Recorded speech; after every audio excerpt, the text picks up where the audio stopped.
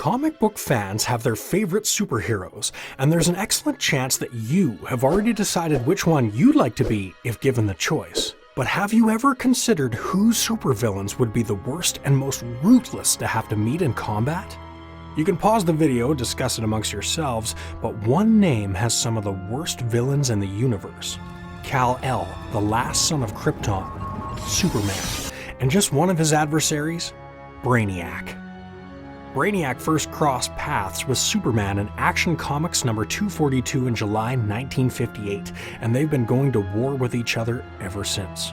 Brainiac, which I'm sure by now you've figured out is a combination of brain and maniac, has changed radically in appearance and backstory depending on who was the writer for DC at the time.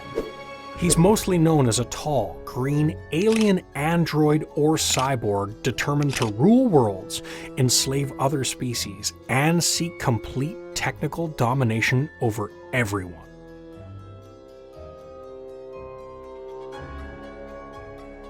While it may seem a little cheesy now, in the 60s it was mind-blowing science fiction when Brainiac used his shrinking beam on the capital city of Krypton, Kandor, and stole it to go along with the thousands of other cities inside his ship, an interstellar vessel in the shape of his own skull. As I mentioned, Brainiac's backstory has changed, and depending on which version, is either from a planet called Briac or Kalu, and has either been known as Querl Vox or more widely, Frill Dox. Superman has a vendetta with him for several reasons, and in some stories, Brainiac is responsible for the complete destruction of Krypton itself, and he's attempted to kill the Man of Steel with any number of devices that may or may not include red-green kryptonite. His biggest weapon is his 12th level intellect, and if you want to know where you stand against Brainiac, humans right now are rated at a 6th level intelligence. By the 31st century, Earth's humans get as far as having a 9th level intelligence.